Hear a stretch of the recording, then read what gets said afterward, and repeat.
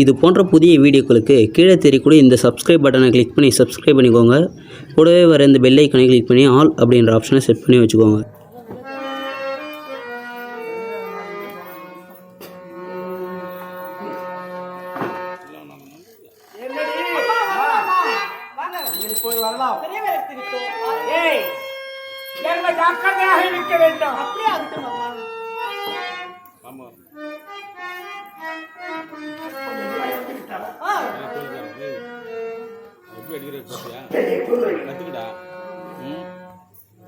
இப்போதான் முகத்தை பார்த்து அவர்தான் கத்துறியம்மா இடையச்சலை போட்டுக்கிட்டாய். உன் முகத்தை நான் பார்த்து ஏன் தெரியாமல் சிலை போட்டுக்கிட்டாய். பெண்ணே முன்னைய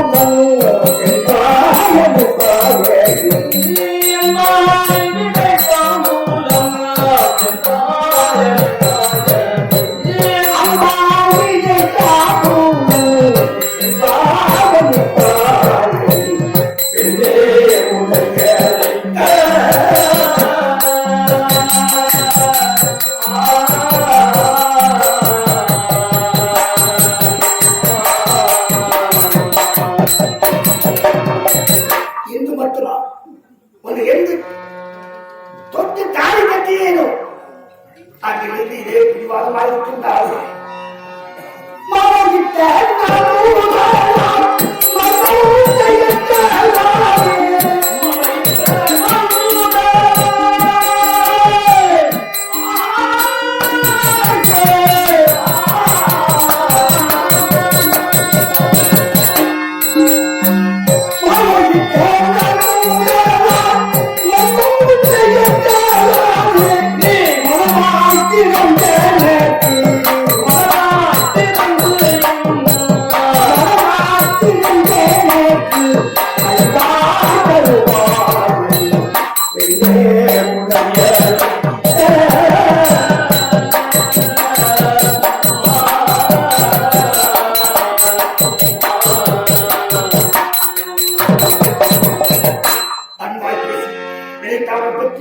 போருக்கு சென்று வெற்றி அடைவார்கள்.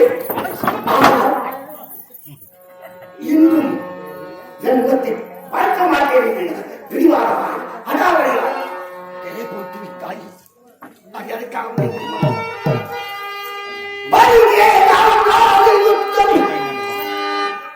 அந்த பாத்திரத்தை கூட நான் கதிரவனோ ஒழியாகுமே.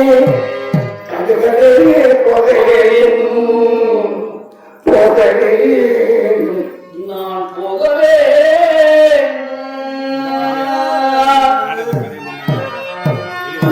போயிருந்தேன். என் விதி எப்படியோ யுத்தம் என்பது ஒருவருக்கு தோல்வி, ஒருவனுக்கு வெற்றி. நான் போகின்றவர் வெற்றி வெற்றி வருவேனோ அல்லது போரிலே இறப்புகள் தெரியாது. என் விதிப்படும் தன்னை காண அந்த வேதனை அறிய மாட்டான். என் விதி எப்படியோ என் விதிப்படும் தன்னை காண அந்த வேதனை அறிய மாட்டான். மதிமுகம் உடைய பெண்ணே எனக்கு கிடைத்தாலும்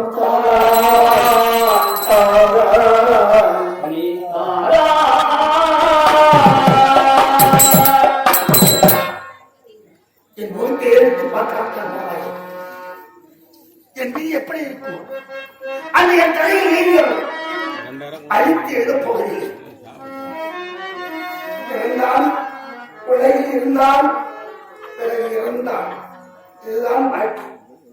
ஓய்ந்தால் என் விதி வெற்றி பெற்று வந்தாலும் விதி, ஒருவேளை இருந்தாலும் வேண்டியது எனக்கு கிடைத்தால் நான் சேர்ந்து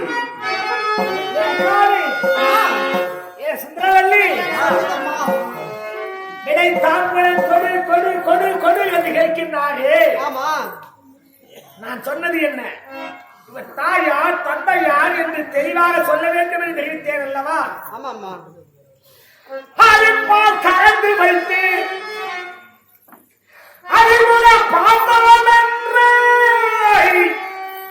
மேலியே முகத்தின் ரூபம் விளங்கிட தெரியும் போதான், விளங்கிட தெரியும் போதான், விளங்கிட தெரியும் போதான். ஆறு என்று சொல்லக்கூடியது பசு. ஆமாம்மா. அந்த பசுவின் பாலை கலந்து ஒரு பொக்கிண்ணத்திலே வைத்து அதிலே முகத்தை பார்த்தால் முகம் தெரியுமா? தெரியாதம்மா. தெரியாது. தெரியாது. அந்த பாலை நன்றாக காய்ச்சி அதிலே குறையிட்டு அதை தயிராக்கி அந்த தயிரை ஒரு பொக்கிண்ணத்திலே வைத்து அதிலே முகம் பார்த்தா தெரியுமா? அதுல தெரியாதம்மா. தெரியாது. ஆமா. அந்த தயிரை கடைந்து எடுத்து அதற்கு வெண்ணெய் எடுத்து அந்த வெண்ணெய் ஒரு கிண்ணத்திலே வைத்து முகத்தை பார்த்தால் தெரியுமா? அதுல முகம் தெரியாதம்மா. அதிலும் தெரியாது. அந்த வெண்ணெய் உருக்கி அதை நெய்யாக்கி அந்த நெய்யை ஒரு பொக்கிண்ணத்திலே வைத்து முகத்தை பார்த்தால் அம்மா முகம் தெரியுமா? நன்றாக தெரியும். வழிந்து போட்டு காய்ச்சலிக்கும். அப்படி பாலாகவும் தயிராகவும் வெண்ணையாகவும் இல்லாம நெய்யிலே முகம் பார்ப்பது போல் தெல்ல தெளிவாக சொல்ல வேண்டும். அப்படியா? ஆமாண்டி. அடிப்பால் கலந்து வைத்து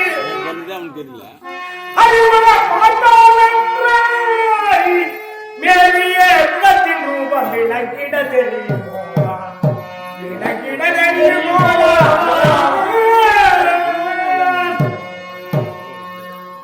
பாவையை இழந்து மற்றும் பையன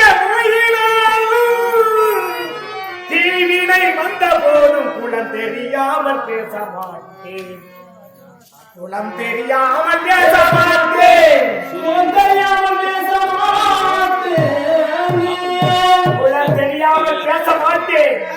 நீயே முகம் பார்ப்பது போல் தெல்ல தெளிவாக சொல்ல வேண்டும். ஐயா கேட்டீங்களா? ஐயா உன் காதல கேட்டீங்களா? கேட்டுக்கொண்டுதான் அப்புறம் என்ன சொல்லுங்க.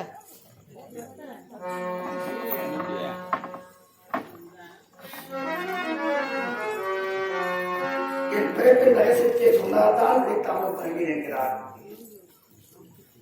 ஊருக்கும் உலகத்துக்கும் தெரியாத ரகசியம் என் தாய்க்கும் எனக்கு மட்டும்தான் தெரியும். உலகத்தையே தெரியக்கூடாது என்று சரி கேட்கிறார். நான் போக வேண்டுமானால்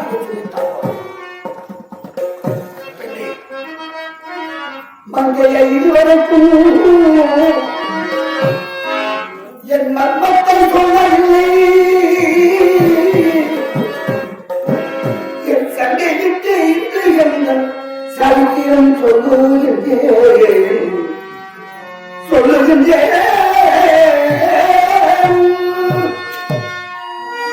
என் வெட்கத்தில் என் மாணவர்களால் சொல்கிறேன்.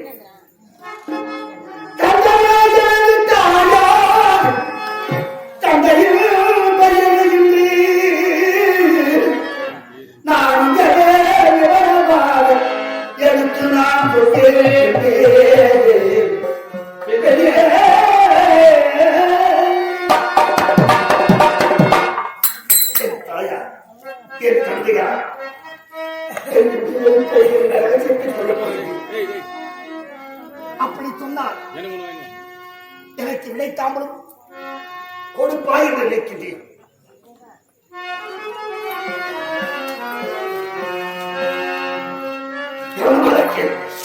என் பிறப்பின் ரகசியத்தை யாருக்கும் தெரியாத ரகசியம், என் தாய்க்கு எனக்கும் தெரிந்த ரகசியம் உனக்காக உங்களை கட்டிய மலையாற்றே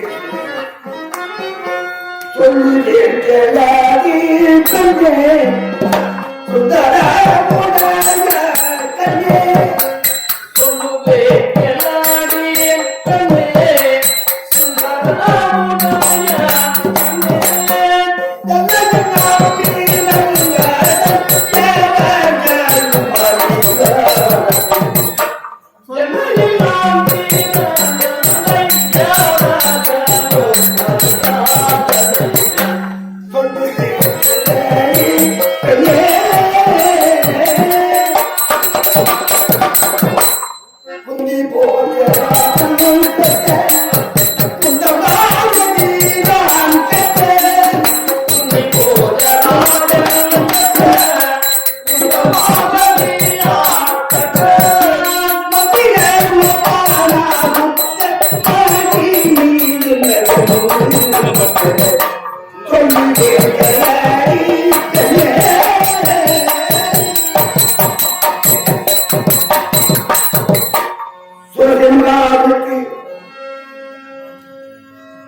ஆண் குழந்தை ஒன்று பெண் குழந்தைகள் இருக்கிறது. குந்தி போகிறாருக்கு குழந்தைகள் கிடையாது. குந்தி போகிறாரும் சூழ சேனராகும் பாதி சிநேகிதர்கள் ஒரு முறை அவர்கள் உறவினர்கள் கூட அப்படி இருக்கச்சு இந்த குந்தி போகிறாரு சென்றார். சூழல் வராதாரி உங்களுக்கு இத்தனை குழந்தைகள் இருக்கிறது, எனக்கு குழந்தைகளையே ஒரு குழந்தைகளுக்கு கற்றுக் கொடுக்க கூடாதா என்று கேட்க, சரி இந்த மூத்த பெண் குழந்தை பிள்ளை என்ற குழந்தையை எடுத்துக் கொண்டு போய் நீ வளர்த்துக்கொள் என்று கொடுத்தான். அந்த குழந்தை அழைத்து வந்தான். தன்னை நாட்டிக் கொண்டும் அந்த குழந்தைக்கு தன் பெயர் வழங்க வேண்டும் என்று அந்த பிள்ளை என்ற பெயரை மாற்றி அழைத்து குஞ்சி குஞ்சி என பெயரிட்டார். அப்படி குந்தி என்று பெயரிட்டு நாளும் மீறி பொழுது உள்ளமாக வளர்த்து வருகிறார். பல குழந்தைகளோடு வீதியிலே விளையாடிக் கொண்டிருக்கிறது அந்த குழந்தை குந்தி என்ற குழந்தை. தூதுவாசல் தனக்கு பரிவீடு செய்திருக்க ஒரு ஆள் வேண்டுமே என்று வருகின்றார். வீதியின் பக்கமாக மற்ற குழந்தைகள் தான் தாடியும் மீசையும் பார்த்து வெள்ளப்பிடிக்கிறவங்க வருகிறார் என்று அவரை கண்டு எல்லாம் பயந்து ஓடிவிட்டன குழந்தைகள். இந்த குந்தி என்ற குழந்தை மட்டும் உட்கார்ந்து இருந்தது. வந்தவர், அம்மா குழந்தாய் உன் பேர் என்ன? என் பேர் குந்தி. அப்படியா? மற்ற குழந்தைகள் எல்லாம் ஓடிவிட்டது, நீ மட்டும் உட்கார்ந்து இருக்கின்றாய். உன் தந்தை எங்க அப்பா குந்தி குந்தி போதார், என் பேர் குந்தி. அப்படியா? குந்தி போதார், நீ அரண்மனைக்கு வா போகலாம் என கருத்தை பிடித்துக் கொண்டு அரண்மனைக்கு விடுகின்றார். அப்படி வரும்போது குந்தி போதார் பார்த்து விட்டார். ஏதோ வருகிறது கோபக்காரனாய்க்கே சுசுவாசம் என்ன சாபத்தை கொடுப்பாரோ, என்ன நம் குழந்தை அதுக்கு அவச்சாரம் செய்தோ தெரியவில்லை என்று சிம்மாசத்தை விட்டு கீழே எழுந்து சுவாமி நமஸ்காரம், என் குழந்தை என்ன தவறு செய்தால் என்று மன்னித்து விடுகிறேன் என்று கழுத்தை கூப்பிட்டு வருகிறார். உன் குழந்தை தவறு செய்வதை நான் தான் இருந்தேன். என்ன சுவாமி, எனக்கு பணிவை செய்வதற்கு ஒரு ஆள் வேண்டும், என் யாகம் நிறைவேறுவதற்கு பணிவை. அப்படியா சுவாமி, இந்த குழந்தையை வளர்த்து கொண்டு என்னை அழைத்துச் செல்கின்றான். தூர்வாசத்தை ஆசிரமத்துக்கு சென்றது. இவர் சொல்வதற்கு முன்பாக எல்லா வேலையும் முடித்து அப்படியே செய்த குழந்தை ஒரு நாள் தூர்வாசல் பார்த்தார். அம்மா குழந்தாய், எழுத்தே வந்த குழந்தை சாபத்தை பெற்றாக தெரியல, லாபத்தை அடைந்தவர்களா? ஏனென்றால் எல்லாம் ஏறுமாறாக செய்து எழுந்து சாபத்தை பெற்றார். ஆனால் உன் அறிவுக்கும் அன்புக்கும் பண்புக்கும் அழகுக்கும் நான் சொல்ல முன்னமே எல்லாரையும் செய்து முடித்தவையாக எனக்கு யாரும் நினைக்கிறேன். அம்மா உனக்கு என்ன வேண்டும் கேளுங்களா? சுவாமி, அருணையும் எனக்கு எது எல்லாம் இருக்கு, இருந்தாலும் உனக்கு நான் கொடுக்க வேண்டும் அப்படி என்று கேட்க, சுவாமி பெண்களுக்கு எது வேண்டுமோ அதை நீயே பார்த்துக் கொள்கிறேன். மரத்தில் இருக்கிற மீது சாட்டார் போலே தூர்வாசலுக்கு ஒப்பிக்கிட்டது பார்த்தார். ஆஹா, சரி அம்மா அறிவா என்று கலத்தை நீட்ட சொல்லி கலத்தை பார்த்தார். பார்த்தவர் அழ ஆரம்பித்தார். சுவாமி, நான் என்ன குற்றம் செய்கிறேன்? ஏன் அம்மா அதற்காரே உன்னை படைத்தவன் உன் கலத்து எல்லாரே உங்களுடைய புத்திரரை சந்தான வேலை இல்லை, பிற்காலத்தில் உங்க குழந்தை விளையாட செய்வார் அப்படின்னு சொல்லி சொன்னா. அதெல்லாம் எனக்கு ஒன்று தெரியாது, சிறிய குழந்தை. சரி, அந்த பிரம்மனால் கொடுக்கப்படாத அந்த குழந்தை வாக்கியத்தை யார் பெறுகிறேன் என்று ஒரு 5 வெங்கலக்கல்லை எடுத்து மந்திர உபதேசத்தை கொடுத்தார். சிலர் கல் என்று சொல்கிறார்கள், சிலர் மந்திர உபதேசம் என்று சொல்கிறார்கள். எப்படி வேண்டுமானால் ஏற்றுக்கொள்ளுங்கள். அந்த 5 மந்திர உபதேசத்தை பெற்றுக் கொண்டு தன்னை அரண்மனைக்கு வந்தது. நிலாமுட்டம் இரவு நடுவி சிறியலை. இதற்கு ஒரு ஞாபகம் வந்தது. குழந்தை ஒன்று கேட்டு ஆசைப்பட்டால் அது பிடிவாதமாகத்தான் இருக்கும். இல்லாத பொருளைத்தான் குழந்தை கேட்கும். மந்திரம் சொல்லி உபதேசித்தாரே பூர்வாசமர்கள், இது உண்மையா பொய்யா என பரிசோதிக்க வேண்டும். அப்படி என்று இல்லாத பொருளை கேட்டால் அது வந்தால் உண்மை. இது இரவு நேரம், சூரியன் வருவானோ? அப்படி ஆனால் சூரியனே மரணமிக்க வேண்டும் என்று சொல்லி சூரியன் நினைத்து மந்திர உபதேசம் செய்தது. சூரியன் வந்துவிட்டார். அம்மா குழந்தாய், யார் நீங்க? நீ யாரை வைத்தாய்? நான் சூரியன். நான் தான் சூரியன். நான் நம்ப மாட்டேன். ஒளியை காட்டால் முடியாது. ஒளி இருக்கிறேன். இது இரவு நேரம் ஆகுனால் நான் ஒளியை மறைக்கிறேம்மா. இல்லை, ஒளியை காட்டுறேன். ஒளியை காட்டினார். சுவாமி பார்த்து விட்டேன், பார்க்க வேண்டும் என்று ஆசைப்பட்டேன். பார்த்து விட்டேன். நீ போய்தான். நீ பார்த்து விட்டாய். நான் பார்க்காமல் சென்றால் தூர்வாசல் எனக்கு சாபத்தை கொடுத்து விடுவாரே என்று கருத்து பிடிக்க ஆரம்பித்தார். என்ன கருத்தெல்லாம் பிடிக்கிறீங்க? அந்த லேசா சிறிய குழந்தை சிறுந்தாய்.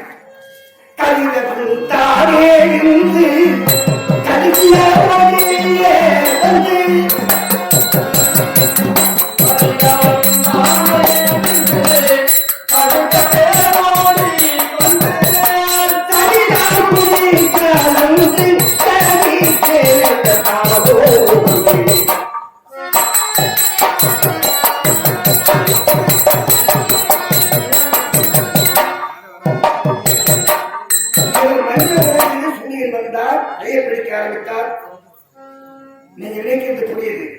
நான் மலராத முட்டு. ஒரு பூ மலர்ந்தால்தான் வாசம் இருக்கும். மொட்டா இருந்தால் வாசம் இருக்காது. நான் இன்னும் பருவமடையவில்லை என்றார். அப்படியா? அப்படியா? இதோ நான் தரும் இந்த ஆடை அணிந்து வா அப்படி என்று அவர் தான் அறிந்திருந்த நாகவதிப்பட்ட ஆடை என்று தான் அவருக்கு பாலத்திலே ஒரு சில பேர் அக்னி ஆடை என்று சொல்வார்கள். அதுக்கு பேர் நாகவதிப்பட்டாடை என்று சொல்லக்கூடிய நாடு. இது அணிந்து வந்தால் எப்பவும் அணிந்து விடுவார் என்று குஞ்சிடத்திலே கொடுக்க அணிந்த உடனே அவர் பருவம் அடைந்து விட்டார். இவருக்கும் காதில் இருவரும் கூட்டினார். தங்கா என்பது போலே ஒரு குழந்தை ஈர்ந்து விட்டார். குழந்தை ஈன்றதுமே மறுபடியும் கன்னி பெண்ணாயிட்டார். பால் கொடுக்கும் பாக்கியமே இல்லை. சூரியனை அழைத்து பார்த்தார். அந்த வேலை முடிந்துவிட்டது. அவர் போய்விட்டார். அழ ஆரம்பித்தார். அது நானும் ஒரு குழந்தை, என் கழுத்து ஒரு குழந்தையா? இந்த குழந்தை எடுத்துக் கொண்டு வர அரண்மனையிலே எப்படி என் குழந்தை என்று சொன்னேன். ஊரால் முக்கால் மக்களும் என்னை பெற்றவரும் பார்த்தால் அசைமொழி பேசுவார்களே. பருவமடையாத பெண், திருமணமாகாத பெண், உனக்கு எப்படி குழந்தை வந்தது என்று கேட்டால் நான் என்ன பதில் சொல்லுவேன்? அதோ மகனே, பிறந்த குழந்தைக்கு பால் கொடுக்கும் பாக்கியம் இல்லாமல் மீண்டும் நான் கன்னியாகிவிட்டேனே. பால் கொடுக்கும் பாக்கியம் இல்லாமல் போய்விட்டனே மகனே. நான் எப்படியானால் உன்னை எடுத்துச் செல்வேன். விடவும் முடியாமல், எடுத்துச் செல்லவும் முடியாமல் இருதலை கொள்ளுகிறது போவனே தனித்து அழுகின்றார். என்ன செய்வது? இரவுலே இது எப்படி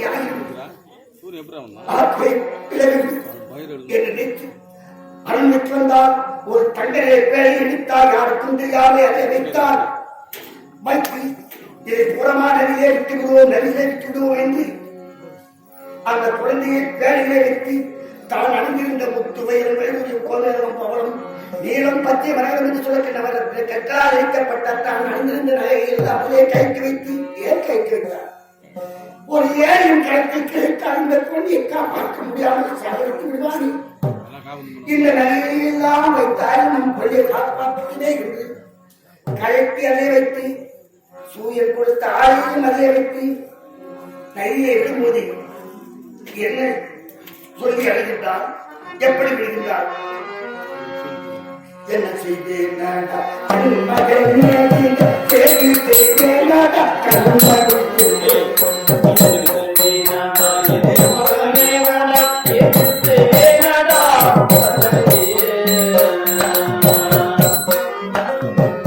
சின்ன வயதில்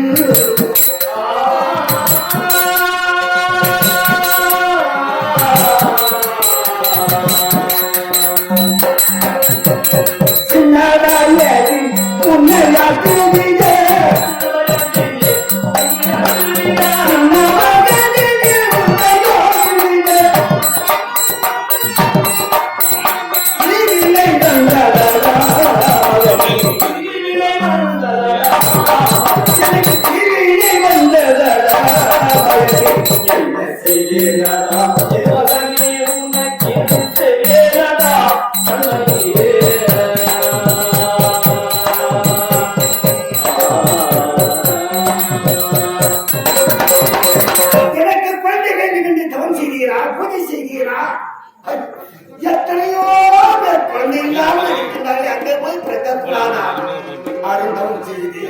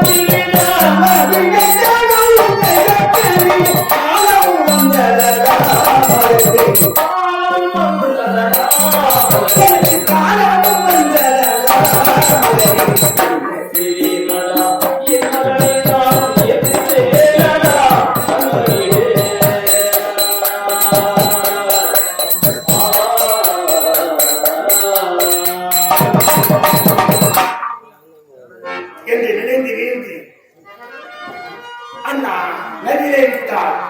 யாரும் அறியாத முன்னே ஆற்றிவிட்டாரே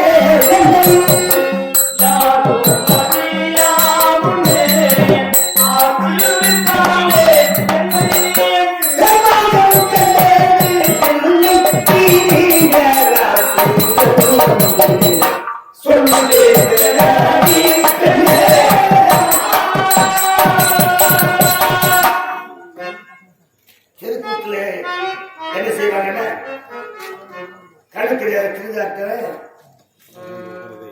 இவன் அவனுடைய தோதனை ஒரு கோலை பிடிச்சிட்டு ஆத்தங்கரை கிட்டிட்டு போன மாதிரி அந்த சோதனை மகாராஜா தங்க பேரை வந்து சொன்ன மாதிரி அந்த பெட்டி என்னன்னு திருந்தாட்ட சொன்ன மாதிரி அப்ப பெட்டிக்குள்ள இருந்து என்னன்னு சோதனை சொன்ன மாதிரி ஒரு நாடகம் தெருக்கூத்துல நடத்துறாங்க.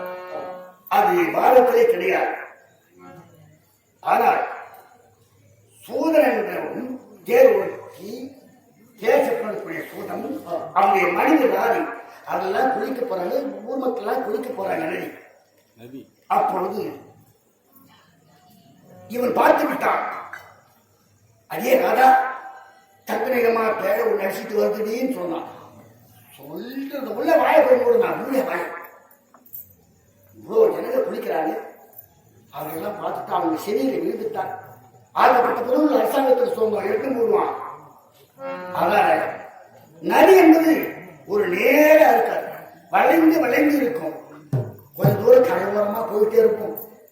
ஊர் மக்கள் ஜனங்கள் நம் கண்ணுக்கு மறைந்த பிறகு நாம தங்கநிலை பேரை எடுத்துக்கலாம் அப்படின்னு கரையோரமாகவே சென்றார். இவனுக்கு கிடைக்க வேண்டும் என்ற காரணத்தினாலே கரைக்கு ஒதுங்கி வருகிறது. என் மச்சா இந்த கதையை சொல்லுமாமான்னு சொல்லுவார். உண்மையில் நடந்துட ஒரு உதாரணத்துக்கு கண்ணை ஆடும்போது மாமா அருந்து அந்த சொல்லுமாமா அதை உண்மை ரகசியத்தை சொல்லுவது. ஏன்னா ஊர் மக்கள்லாம் பிடிக்கிறாங்க, அந்த அதிகாரிகளும் ராஜும் பிடிக்கிறாங்க. ஏன் ஊர் மக்களுக்கெல்லாம் தெரியக்கூடாது. அது ஒரு கதை. என் பேரனை இட்டுட்டு போய் தாமலுக்கு பஸ் ஏற்றணும். அவன் முகலால் தாண்டி பெரியனூர் போகணும். என் பேரன் அப்போ எங்க ஊர் வந்து 6 கிணறு ஓடும்.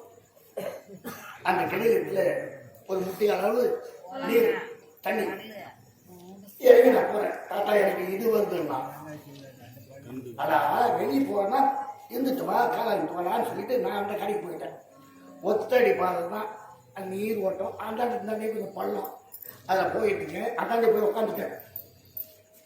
இவன் வெளியே போயிட்டு கால் அறணும் கால் போய் மோகம் எடுத்தாங்க. நான் அந்த வயது தான் வரேன். தாத்தா இது என்ன பாருங்க, அதை மோதிரத்துக்குள்ள உள்ளதான் இன்சி இருக்கும். உள்ள பார்த்தா திருக்கோயில் கடை இன்சி வேற ஏமாத்தலாமா, சின்ன பிள்ளை கையை கட்சிது அப்படின்ட்டு அவன் டிராயர் பாக்கெட்டில் வச்சு என் இடுப்பில் இருந்த ஒரு பெண்ணை எடுத்து கோர்த்து அம்மா கிட்ட கொண்டு பத்திரமா போடுறா.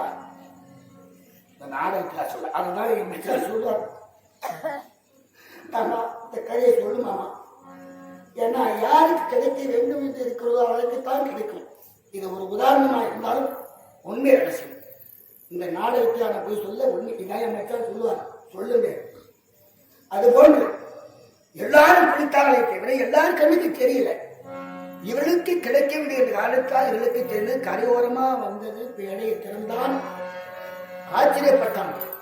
ராதா நமக்கு குழந்தை இல்லை, ஆண்டவனா பார்த்து குழந்தை விட்டுருக்கிறான். அது மட்டும் இல்லை, இந்த நகையை பார்த்தியா, சரி பாபா என்று குளிக்காம அவசரமா தன்னுடைய வீட்டுக்கு கொண்டு வந்துவிட்டான். அந்த குழந்தை 4 மினிமா வளர்த்துவதால் ஒரு 5-6 வயது இருக்கும். இந்த பேழையில் வந்த நகையெல்லாம் கூட்டி அழகு பார்த்து வீதியிலே விளையாட விட்டு வேடிக்கை பார்த்துக்கிட்டு இருக்கான். வதிஷ்டமலாம் அந்த வந்தார். நிறைய குழந்தை விளையாடுது. என்ன இவ்வளவு அழகா இந்த குழந்தை இருக்கே, யார் குழந்தைய தெரியல. அழகா இருந்தா யார் வேணாலும் தூக்குவாங்க ஆசை. அது விரோதகாரத்து போல திரும்பி பார்த்து ஆள் இல்லைன்னா தோட்டு மொத்தம் கொடுத்து போயிட்டு அழகா இருந்தது. அதுபோது கல்யாணம் யார் கட்டமாகவும் என்று கருத்தை தூக்குவதற்கு நீட்டினால் வதிஷ்டமாக. அப்போ அந்த குழந்தை என்ன செய்தான், இவர் ஏசையும் கேட்கிறார் என்று நெற்றியிலே அறிந்த சுற்றியை அப்படி எடுக்கிற அறுத்து அவர் கருத்தை கொடுத்து வந்ததான். ஐயோ, நாம் தூக்குவதற்கு கருத்தை ஏற்றுகிறோம், நாம் தானம் கட்டுறோம் என்று கொடுக்கிறதே, இது சாதாரண குழந்தை அல்ல. நான் அது அளவுக்கு நல்ல கண்ணி என்று இடத்துல தூக்கினார். பார்த்துட்டான். அதில் சுவாமி அதை வளர்ப்பு குழந்தைங்க. அப்படியா பெயர் வச்சுட்டியா? என்ன வைக்கிற சுவாமி, உங்க வயால ஒரு பெயர் அதுக்கு பேர் சொல்றீங்க. இந்த குழந்தைக்கு வசுசேனன் என்று பெயரிட்டு அழைத்துவா என்று சொல்லிவிட்டு போயிட்டார். அவர் கொஞ்ச நாள் அப்படி இருந்து தேசிப்பிடம் பணிக்காக திருநாட்டிலே அரண்மனைக்கு செல்கிறார். இந்த குழந்தையை அழுந்தது. ராணி என்பது பார்த்தா, ஏன் மனுஷா எந்தைக்காக இந்த குழந்தையை தூக்கிட்டு போயிருக்கிறியா? ஏன் நீ தூக்கிட்டு போயிருந்தா பாலை கொடுக்க போற? நீ சாப்பிடும் உணவிலே கொஞ்சம் ஊட்டி விடு, ஒரு பக்கம் விளையாட விடு, வரும்போது தூக்கிட்டாயே என்று எச்சரித்தாள். சரியான குழந்தையை மேலே தூக்கி கொண்டு தான் வேலை செய்யும் ஜாமங்களை இடிக்கிற வைத்துக் கொண்டு தூக்கினான். சென்றான். ஒரு புறத்திலே குழந்தையை விட்டுவிட்டு தேச பிள்ளைகளை செய்து கொண்டிருக்கின்றான். தாரியது 32 கலையத்திலே திருநாட்டிற்கு சாரத்தை விட்டு வந்து வரிசையை அனுப்பிவிட்டு மன்னனை கூப்பிட செல்கிறார்கள். அந்த நேரத்தில் இந்த குழந்தை விளையாடி கொண்டிருந்த குழந்தை ஒரு கலையத்தின் நேர்முடி கீழே போட்டு உள்ளே கையை விட்டது. இந்த சப்தம் கேட்டு திரும்பினால் தாரியர்கள் குழந்தை இந்த கலையத்தை தொட்டுள்ளது என்ன ஆகுமோ அப்படி ஓடி வந்தால் இந்த குழந்தை தூக்கி கொண்டு போய் அவங்களுக்கு விட்டு குழந்தை மகாராஜாவுக்கு கண்ணு தெரியாது. ஆனால் அவன் செவிக்கு இந்த செய்தி கிடைத்து கேட்டுவிட்டால் உனக்கு இந்த வழி எனக்கு பிடியா என்று எச்சரித்து விட்டு முன்போலவே அந்த பாத்திரத்தை சுத்தம் செய்து மன்னரை கொண்டு வந்து அமர்ந்தார்கள். திருதாட்டினில் இந்த குழந்தை தொட்ட பாத்திரத்தை முதலியவற்றாக தப்பித்துக் கொள்ளலாம் என்று மேல்முடியை திறந்தான். உள்ளே ஒரு பிடி சாயத்தை எடுத்து வயலை போட்டு தீரை அப்புறப்படுத்தி என்றார். எடுக்க சென்றவர் குனிந்து பார்த்து விட்டார். என்னடி இது, ஒரு பிடி சாயத்தை போட்டார், மறுபடியும் பூவா போது இன்னைக்கு என்ன சாரமாவே இருக்கு. காலில் விழுந்துவிட்டது. என்ன நடந்ததுங்க? என்ன முன்னிக்கின்றீர் என்று எச்சரித்தான் திருதாட்சணன். நடந்தவற்றை சொன்னார். அப்படியா? அந்த குழந்தையை அழைத்துவார்கள், அவனையும் அழைத்துவார்கள் என்று எச்சரித்தார். இருவரும் சொன்னார், உனக்கு தண்டனை எங்களுக்கு தண்டனை, கூப்பிடுறா போடா அப்படி என்று பயந்து சொன்னார். பயந்து நடுங்கி திருதாட்சணத்திலே கொண்டு வந்த குழந்தையை கொடுத்தான். அந்த குழந்தையை கட்டி பிடித்து தரும் போது அவரது மேலே இவனுக்கு கர்ணன் என்று பெயர், இவனுக்கு கர்ணன் என்று கூப்பிடு, கர்ணன் என்று உடனே கட்டி பிடித்தவர் என் கலப்புரியை நீக்கி கர்ணா கர்ணா கர்ணா என்று சொன்னார். அந்த கண்ணன் வேறு யாரும் இல்லை. உன் முன்னே நிற்கின்றீரே அபாக்கியவான், உன் முகத்தை எடுத்து பார்க்க முடியாமல் இருக்கிறீர்கள். இந்த கண்ணன் தான் என் தந்தையா தெரியுமா?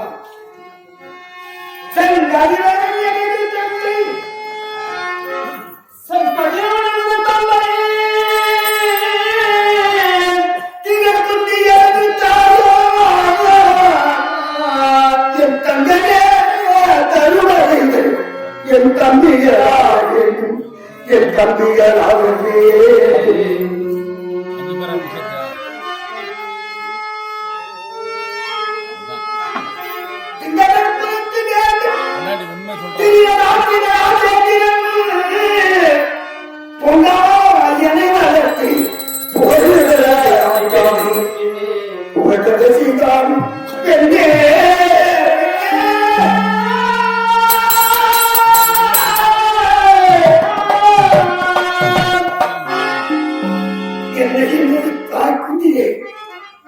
என் தந்தை சூரியதேவன் ஒரே வடிவமாக இருக்கின்றானே தர்மன், அவன் என் தம்பி.